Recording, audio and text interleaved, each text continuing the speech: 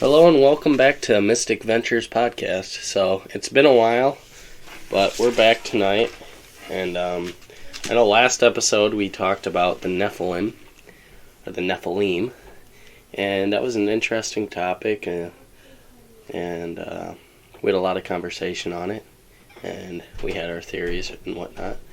But today, I want to talk about something a little bit different.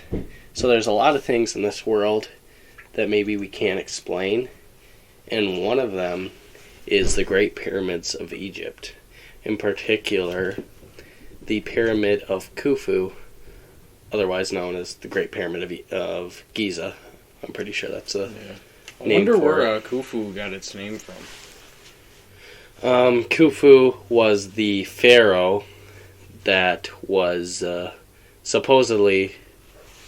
I don't want to say buried because they were mummified inside the tomb in the king's chamber of the Great Pyramid of Giza. So it was an actual gravesite then? Basically, that's what it was. Isn't there they got a bunch of slaves and stuff buried? Or their workers, I should say. They're not really slaves. No. Well, I mean, a lot of people theorize that they had a massive workforce that built the pyramid, but it's really hard to believe. But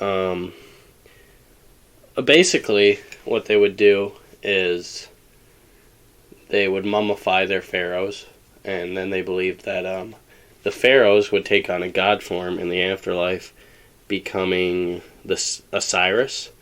So basically their role would be to set the sun. And then the living pharaoh's role was to raise the sun. And it's kind of a symbolic relationship in order to keep cosmic balance. That's what their beliefs were, anyway. But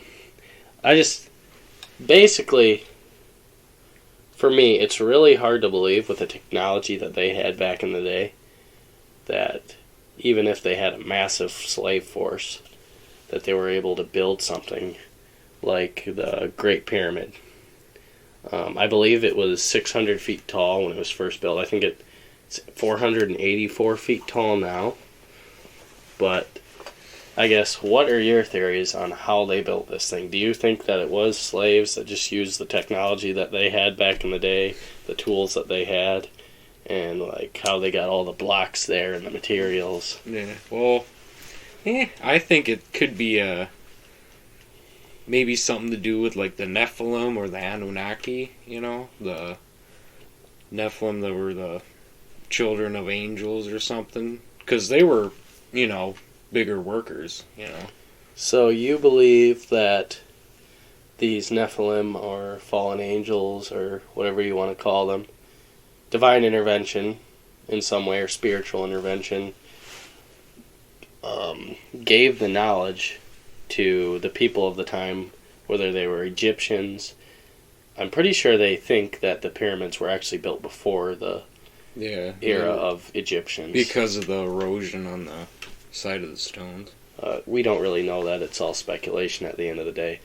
But you believe that there was some sort of greater power at works that gave them the technology to be able to build something like that. Yeah. I mean, if you look at the technology that they had back in the day, for one, the blocks of granite in the king's chamber each weigh 70 tons. And the king's chamber is hundreds of feet in the air. How do you explain, with the technology that they had in the day, to get a 70-ton solid granite block up that tall? Not to mention where they got the blocks from in the first place. And I believe it's rosemary granite, which is used, I believe, in the king's chamber. And it is only found, I want to say, 500 miles south of where the pyramid is. So not only did they have to construct this thing, but they had to gather the resources. And then on top of it, they had to make the travel to get it to. So was it one solid piece? Or is it a bunch of individual pieces? No, it's a bunch of individual pieces. And the interesting thing about it is that each block seems to be like virtually, pristinely, and precisely cut, almost laser-like. So are the pieces bigger than the doorway? I'm not really sure on like the specifics of like what each block's dimensions are. So was like the piece was the ceiling built in, like as they built it, or did they do that later? You know. I mean, it's a lot. It's really up to speculation on how exactly they did it, what system they used. But the tools that they had back in the day, they had copper. They basically had copper tools at the time of the Egyptians. They had copper tools, and they actually tested this theory today. They had copper tools, and they tried to chisel the granite with it and try to cut it. And literally, the copper was breaking before the granite was breaking. And they believe that they somehow did this to millions of massive granite blocks. I mean, it's really hard to fathom for me. But, yeah. I mean... Well, that and the statues. You know those destroyed statues outside of Cairo? Yeah, all the statues of the pharaohs. How did those get destroyed? Like... That's another thing is, there's not a lot of standing structures from that era, but these things have survived the test of time. Not to mention, when they were building these things, if they made one false error, start all over again. The whole thing goes down, kills a bunch of people, and yeah, like you said, they got to start all over again. So, I mean, for me, there had to have been something. Yeah. Whether it was a lost civilization that was advanced at its time, and that civilization died out, and with that civilization dying out, so did the technology. But it's literally above the technology that we even have today. Yeah. So that, to me, is baffling. They tried to reconstruct a pyramid with, like, the technology we have today. I think it was a pyramid, I think it was only 60 feet tall. They were trying to make a replica, and they couldn't even do it. So even a smaller replica they couldn't do? No, not even a smaller one. Not even, let alone 600-foot tall one. So, I mean, my theory is kind of on line with yours, that there were fallen angels or Nephilim at the time, and there's a lot of depictions of these things, like they had the bodies of humans, but then like they had the head of a lion. Yeah. So many people think they're talking about their pharaohs, but maybe could possibly be depictions, the hieroglyphs that they have, maybe they're depictions of these entities or spiritual... Yeah, like they got these pictures of like the pharaoh and like the goddess Isis all up on this hieroglyph. And then there's two other smaller entities that are like humans. So does that mean like the Nephilim helped build them, you know? You almost think it's gotta be. Yeah. You almost think that they obviously didn't have the technology at the time. I mean, the copper tools that they had. I mean, I think I was watching a video on it and they were trying to duplicate what they were doing. These Egyptian historians, or whatever you want to call them, geologists, they were trying to replicate what they did by cutting the stone. And I think in an hour, they cut through 4 millimeters of granite with a copper saw that they built. They built, and they never found a copper saw that big, and all the tools that they had found. But they made one, a copper one, and they had to add like sand and add water on top of it. Yeah. And they cut through 4 millimeters in an hour. Yeah, I saw that, and it's like, that's how they did it, really. It's not even as smooth either, you know? And as far as how they got it there, they try to say that they used boats on the Nile to haul the massive... And they'd flood the river and bring them all in. Yeah, it just doesn't make sense. They don't have the largest ancient Egyptian boat could not even sustain a fraction of the weight of that the blocks were. So That to me in and of itself is hard to believe. Now, as far as we can get into, like, there was some intervention of maybe alien intervention, or whether you want to say it was divine intervention of some sort, but they're theorizing on what this technology could be, and it has to do with sound affecting matter. And we do know that sound can somehow affect matter.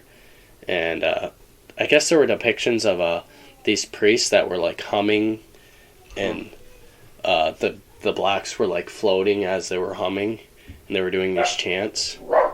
So that's what these scientists are getting into.